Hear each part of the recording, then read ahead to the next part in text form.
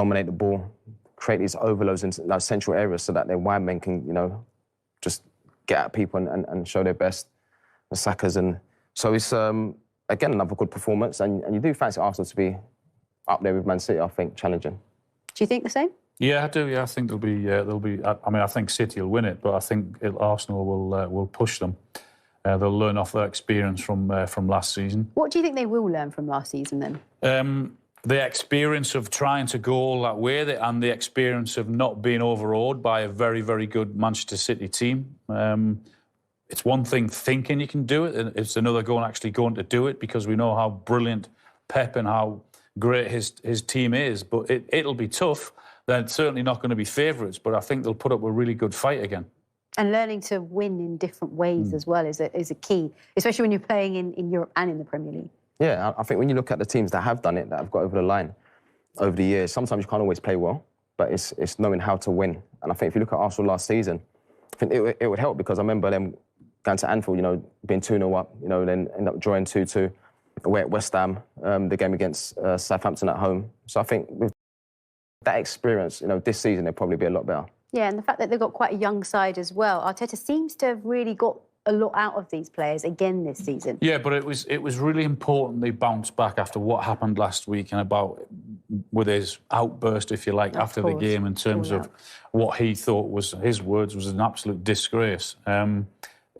A lot of people other than Arsenal fans thought he was wrong in doing that, because even the independent panel with the Premier League agreed that it should have been the goal, and the goal stood. So when you get a setback, it's really, really important you bounce back in your next game. They've done that. It wasn't vintage Arsenal. It didn't need to be. It doesn't have to be, particularly after the win of the Champions League. They just had to go out again, get the 3 points, get into the international break, which is what we've mentioned again, build the confidence up again slowly, and they go from there. OK, and what about from Burnley's perspective? Look, they are in the bottom three. They're joint bottom with Sheffield United. What do they need to do? I feel like when I'm watching this Burnley side, they're playing the same as they did in the Championship. And I'm not sure if that's really quite working for them. Yeah, because I think as young coaches, of course, you want to sort of like build up from the back and, you know, dictate the build-up and create overloads. But I think he did that in a Championship. It was really successful. It was not easy, but easier. I think in the Premier League, if you are going to do that on transition, you're going to get punished. If you lose the ball, you're going to get punished. And I think maybe he has to change his style. Maybe you can do that at home, but I think sometimes away from home, you have to change your style. But it don't look like he's going to change, to be honest. I mean, like, nothing's really changed. They're playing exactly the same way.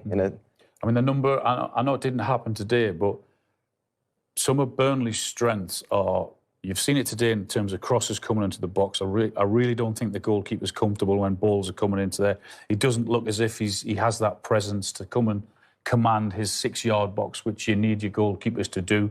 It's a big, hard, ugly place at times, is that when balls are raining in, you've got strong guys in and around there, and you need that presence, and I think that's a weakness for them. And also what was a strength for them last season in terms of having played the way they did and passing out and all confident on the ball, they've gone up another level in the Premier League. They're still continuing to do that, but week after week after week, I see Burnley get punished because of that. They make a mistake because of the pressure that's being put on you. And when you make mistakes at this level, we know you get punished, and that's what's happened to Burnley. And also 2 big home games coming up for them after the international break against Sheffield United. We'll get onto your goal in just a moment, but an important win before the break. How would you sum up that team performance? Yeah, we are so happy to win today, because it wasn't an easy game today. Burnley is a really good team, so we wanted to win at home before the break, because we lost the last week. It was important for us to win and to have the confidence before the break. Your first Premier League goal since September last year, on your 50th appearance for Arsenal. Talk me through it. Yeah, I'm so happy.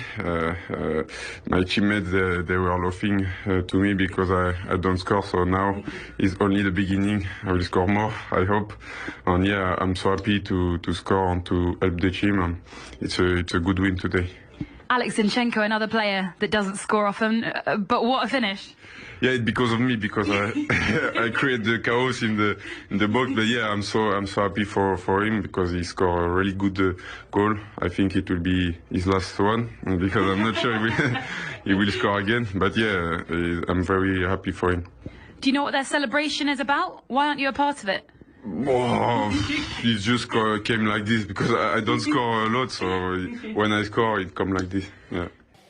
Well, keep believing and maintain what we're doing. We were a real threat. We arrive and sustain attacks in the last 20, 30 meters in a really positive way.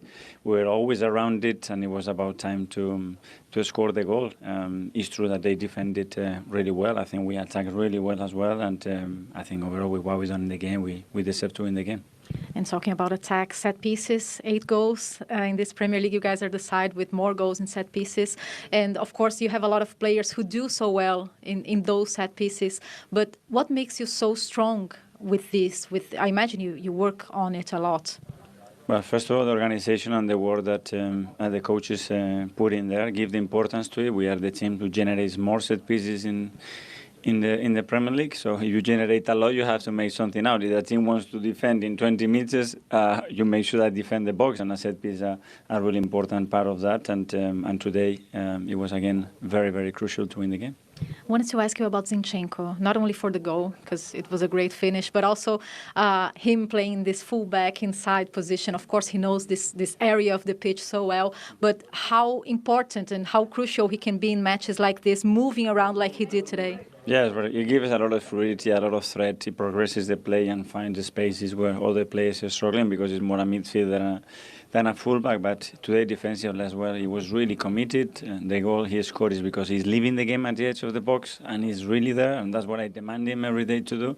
I'm really happy with what he's done today. And Trossard again scoring, and in this false 9 position, he looks very comfortable in this false 9 position. How do you see him progressing in this position? Well, he flows, and it's natural for him to occupy those spaces. He's really good in small spaces.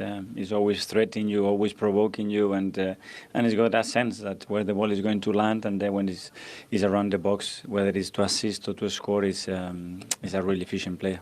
When you have Manchester City looking so dominant, but Spurs dropping points today, important points, how important is it to get these points at home at a match against Burnley, who was a match that required patience from you guys? Yes, and we showed a lot of maturity, but as well with the amount of games that we played in the last 3 weeks is incredible, and really, really emotional games, really big games. The team is getting used to that, and every 3 days to play again like we did against Seville, like we did against Newcastle, and we did today. The consistency of playing at that level is going to help us a lot to win games. Thank you, Mikel. Thank you. Wasn't as easy to press them, but yeah, once we scored the goal, I think it helped us a lot to going forward and create more chances. And it was you who got that goal, so now you're forever in Arsenal history books as the man who scored our 1,000th goal here at the Emirates. But you had to suffer for it. Tell us about the goal. Yeah, indeed. At the moment I hit the ball, I tried to protect myself, and I hit the post with my forearm. And at that moment it was really painful, but at the moment it's okay. The pain has come down. And an important goal, and one that you can look back on forever. Yeah, indeed, I didn't know. So it's really nice. It's always nice to score a goal, of course, and that helps your team to win a game. And that's what we did today. It was really important to go into the international break like that, and we have done it. And another goal set up for you by Bukayo Saka. All 7 of your goals. Yeah, I've heard of it. Yeah, I don't know why, but yeah, every time B is on the ball, I just know I need to make a movement or come close to him. And yeah, I know at the moment I saw the ball into his area. I just gambled on him winning the header, and he did, and that's why I got the goal today.